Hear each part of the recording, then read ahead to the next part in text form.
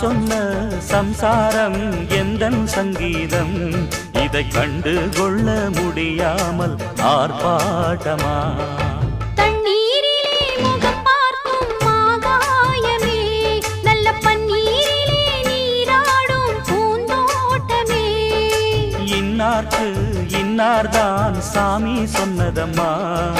கல்யாணம் வைபோகம் தன்னாலாகும் அம்மா